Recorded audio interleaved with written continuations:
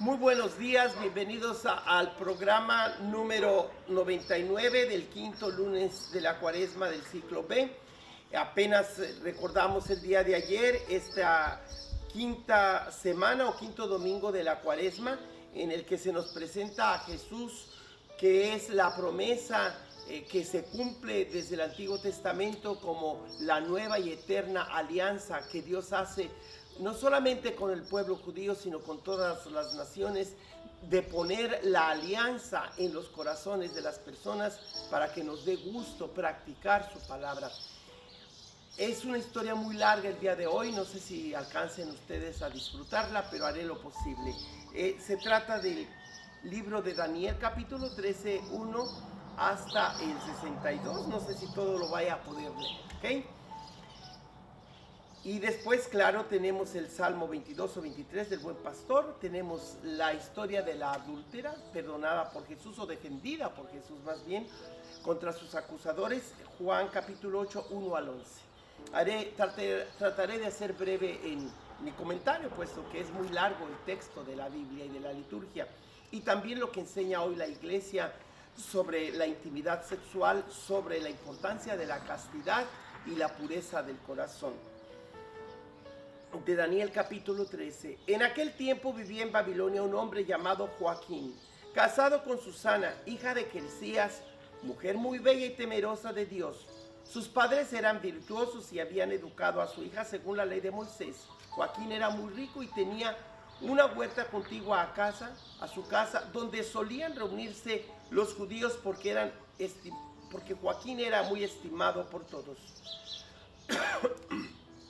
Todo el pueblo se reunió en la casa de Joaquín, esposo de Susana, y también fueron dos viejos llenos de maldad, malas intenciones contra ella, para hacer que la condenaran a morir, pues la acusaban de haberse acostado con un joven en el jardín. En presencia del pueblo dijeron: vayan a buscar a Susana, hija de Quelcías, y mujer de Joaquín. Fueron por Susana, quien acudió con sus padres, sus hijos y todos sus parientes. Todos los suyos y cuantos la conocían estaban llorando. Se levantaron entonces los dos viejos en medio de la asamblea y pusieron sus manos sobre la cabeza de Susana. Ella, llorando, levantando los ojos al cielo, porque su corazón confiaba en el Señor. Los viejos dijeron: mientras nosotros nos paseábamos solos por la huerta, entró esta con dos criadas. Luego le dijo que se salieran y cerró la puerta. Entonces se acercó un joven que estaba escondido y se acostó con ella. Nosotros estábamos en un extremo de la huerta y al ver aquella infamia corrimos hacia ellos y los sorprendimos abrazados. Pero no pudimos sujetar al joven porque era más fuerte que nosotros. Abrió la puerta y se nos escapó. Entonces detuvimos a esta y le preguntamos quién era el joven, pero se negó a decirlo. Nosotros somos testigos de todo esto.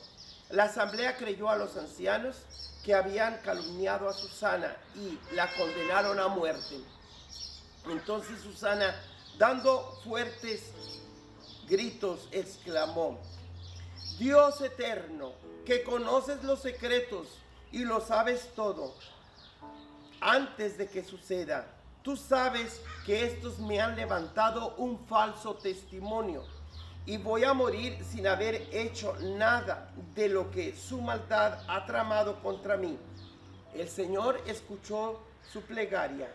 Cuando llevaban a Susana al sitio de la ejecución, el Señor hizo sentir a un muchacho llamado Daniel un santo impulso de ponerse a gritar: yo no soy responsable de la sangre de esta mujer. Todo el pueblo se volvió a mirarlo y le preguntaron: ¿qué es lo que estás diciendo? Entonces Daniel, de pie en medio de ellos, les respondió: israelitas, ¿cómo pueden ser tan ciegos? Han condenado a muerte a una hija de Israel sin haber investigado y puesto en claro la verdad. Vuelvan al tribunal, porque estos les han levantado un falso testimonio. por el pueblo. Todo el pueblo regresó deprisa, y los ancianos dijeron a Daniel: ven a sentarte en medio de nosotros y dinos lo que piensas, puesto que Dios mismo te ha dado la madurez de un anciano. Daniel les dijo entonces: separen a los acusadores lejos el uno del otro, y yo los voy a interrogar.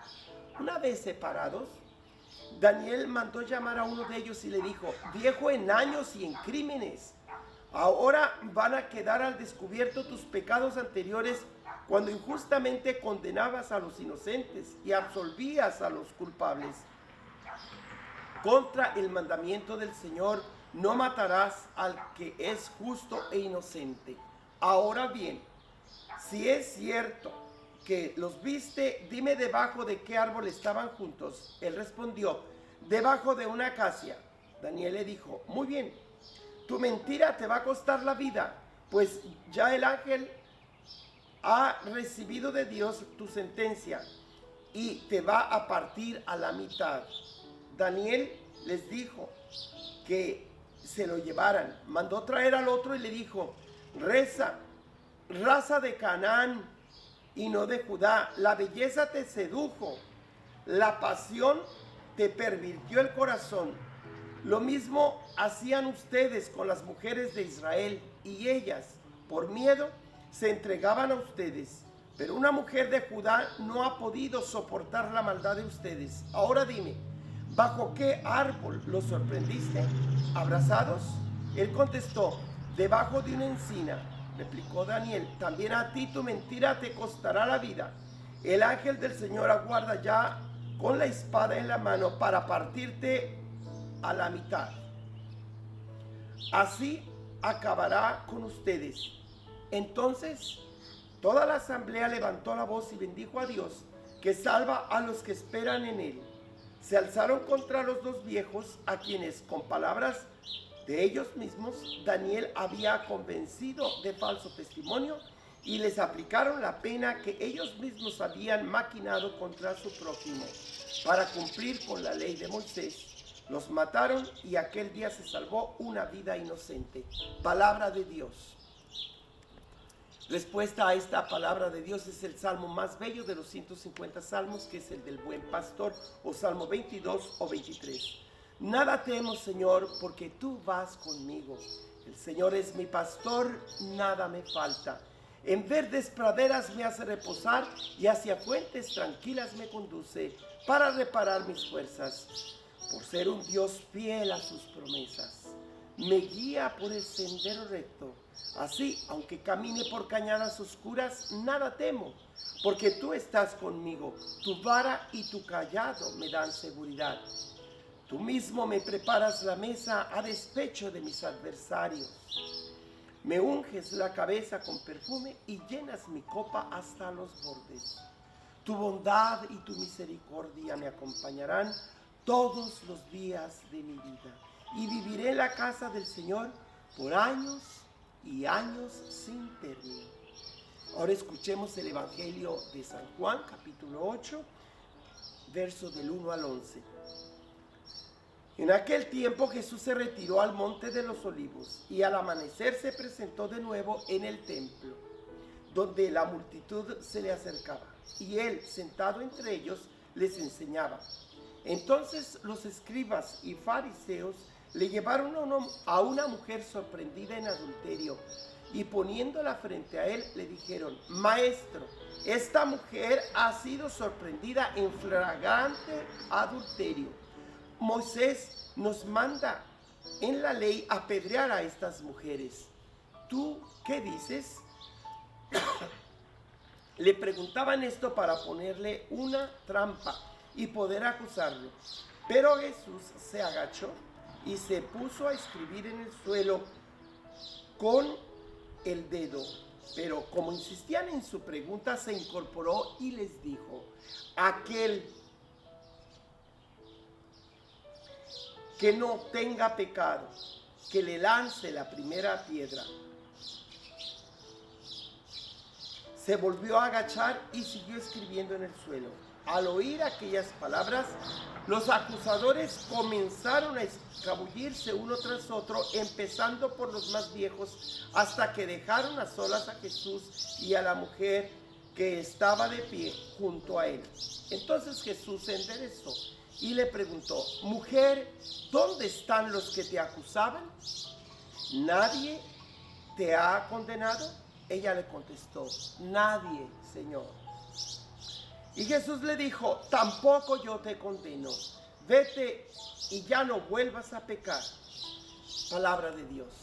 Mis hermanas y hermanos, no es coincidencia, sino diosidencia, que las lecturas de hoy, en el quinto domingo de la Cuaresma del ciclo B, nos toquen estas lecturas. Cuando la Congregación para la Doctrina de la Fe del Vaticano apenas ha publicado un documento donde se invita a todas las personas a respetarse unos a otras, especialmente a nuestros hermanos y hermanas de la comunidad gay, que ellos, por cualquier razón que hayan decidido tomar la decisión de tratar de estabilizar una relación gay y que se les considere como un matrimonio, hoy la Iglesia dice rotundamente que los sacerdotes o la Iglesia no está apoderada o autorizada para bendecir relaciones de personas atraídas hacia el mismo sexo. Sin embargo, esto no significa que ellos o ellas o ellas, como se quieran llamar ellos mismos, no deben ser discriminados. Ellos, como dijo el Papa recientemente, su Santidad Francisco, que tiene que haber leyes a nivel sociedad civil donde se les respete como seres humanos, donde se les proteja en su relación gay si es necesario. Sin embargo, hacemos la distinción entre el respeto como personas, como seres humanos, y la autoridad que la Iglesia carece de ella para poderlos aceptar como al mismo nivel que un matrimonio. Nos dice la Congregación de la Doctrina de la Fe, pues eso, que las uniones homosexuales no pueden ni deben ser bendecidas por su naturaleza intrínseca de pecado, si bien no deben discriminarse contra ninguna persona atraída hacia el mismo sexo. Tampoco se puede aceptar que su relación íntima sea equiparada, menos bendecida, con la relación y matrimonio del hombre y la mujer. ¿Qué dice exactamente el documento? La declaración de licitud de las bendiciones de uniones entre personas del mismo sexo no es, por tanto, y no quiere ser una discriminación injusta, sino reclamar la verdad del rito litúrgico y de cuanto corresponde profundamente a la esencia de los sacramentales. O sea, rociar con agua bendita, velas sagradas, todo lo que la Iglesia bendice. Personas mismas también, y tal y como la Iglesia los entiende y practica. La comunidad cristiana y los pastores están llamados a acoger con respeto y delicadeza a las personas con inclinaciones homosexuales y sabrán encontrar las modalidades más adecuadas, coherentes con la enseñanza eclesial, para anunciarles el Evangelio en su plenitud. Estos, al mismo tiempo, los homosexuales, están llamados a reconocer la cercanía sincera de la Iglesia, que reza por ellos, los acompaña, les comparte su camino de fe cristiana y les pide que acojan las enseñanzas de la Iglesia y del Evangelio de la Biblia con sincera disponibilidad. Mientras tanto, la Iglesia recuerda que Dios mismo no deja de bendecir a cada uno de los hijos e hijas de los seres humanos peregrinos en este mundo, porque para Él somos más importantes que todos los pecados que nosotros podamos cometer. Pero no bendice ni puede bendecir el pecado. Bendice al hombre pecador para que se reconozca como parte de su designio de amor y se deje cambiar por el Evangelio. Él, Jesucristo, de hecho, nos toma como somos, pero no nos deja nunca como somos. En pocas palabras, mis hermanas y hermanos, este diálogo con el Señor nos habla muy directamente cómo cada ser humano debe dialogar con Jesucristo y entregarle todo su ser. No importa las inclinaciones que haya hacia la homosexualidad o los heterosexuales hacia el adulterio, como sucedió con estos viejos en años y en pecados que buscaban tentar a esta joven esposa de este hombre famoso y rico Joaquín, y que querían levantarle, que de hecho le levantaron el falso para acusarla, ya que ella no aceptaba acostarse con ellos y cometer adulterio con esos viejos. Entonces la acusaron de que se había metido con un joven, envidiando también a los jóvenes, quizás por su juventud. ¿Cuántas veces las personas crecen en edad, pero no crecen en madurez? Entre más viejos, más rabo verdes, ¿verdad? Más pecadores. Por eso sintetizo mi mensaje diciendo que la castidad y la pureza están en contra de la corrupción del corazón impuro y de la perversión debido al pecado capital de la lujuria, que es uno de los 7 pecados capitales. Por eso hoy hablamos en este video de la complementación sexual y no orientación sexual.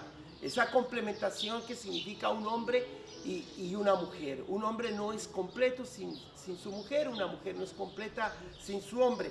Claro que también las personas que decidimos optar por el celibato, tenemos otra manera de sublimar o contrarrestar todas las exigencias que es parte de todo hombre, parte de la atracción sexual. El Señor nos da la gracia para que Él sea nuestra principal atracción.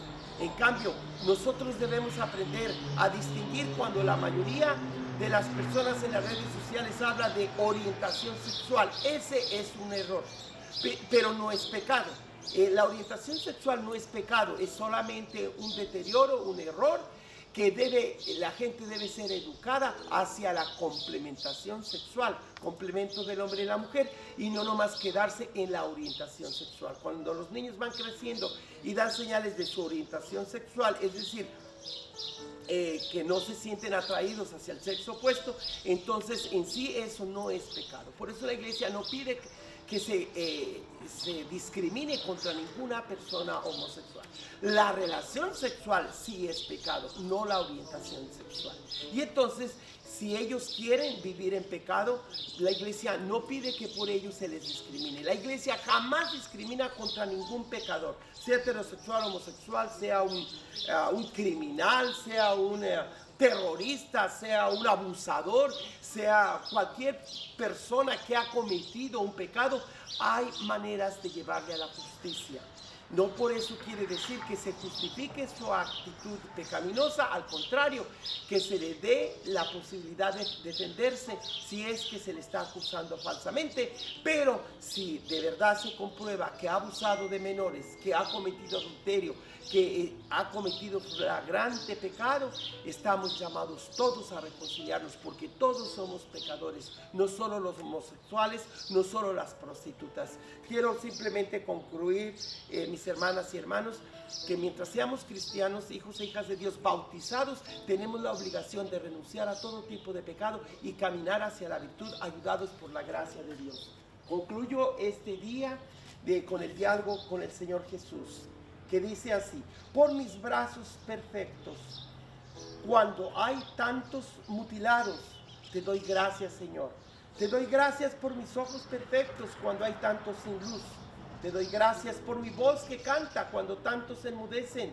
Te agradezco por mis manos que trabajan cuando tantos mendigan. Oh maravilloso Señor, tener un hogar para regresar cuando hay tanta gente que no tiene dónde ir. Sonreír cuando hay tantos que lloran.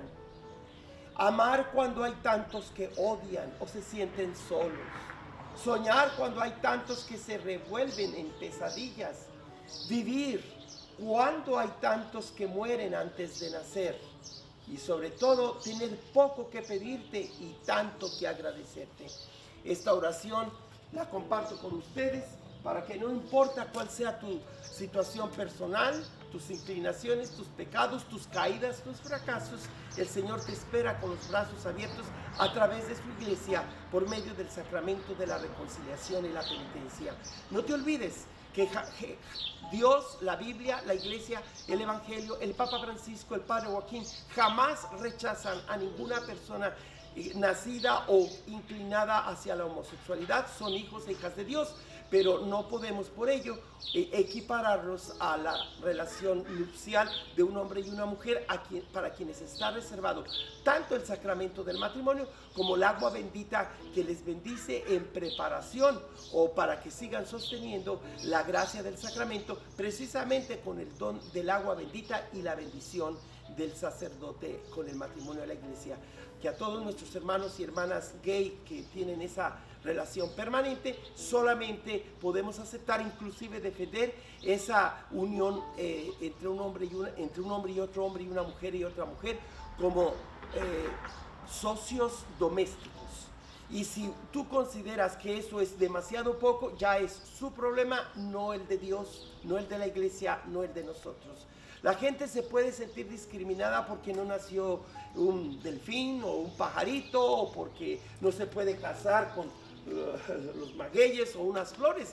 Pues qué pena, pues si tú te sientes discriminado por miles de razones, esas son ya tus razones que puedas justificar, pero para la iglesia no se puede justificar jamás el matrimonio entre un hombre con otro hombre, ni de mujer con otra mujer. Un hombre con una mujer sí, y una mujer con un hombre sí. Es lo único que aceptamos como el matrimonio por la iglesia. Los matrimonios civiles, ya si ellos quieren justificarlo de mil maneras, es otro asunto. Debe haber protección para las relaciones entre dos hombres y dos mujeres, y la única protección que la iglesia promueve como protección para ellos es su relación de socios domésticos o social partnership o domestic partners, ¿ok? Que Dios les bendiga y nos vemos mañana a la misma hora. Comparta este video de instrucción catequética con personas que lo necesiten. Que Dios les bendiga en el nombre del Padre, del Hijo y del Espíritu Santo. Hágale like a este video, y si tiene algún comentario, haga comentarios aquí mismo en YouTube. Podemos abrir un diálogo para intercambiar ideas sobre nuestra fe y sobre temas de actualidad.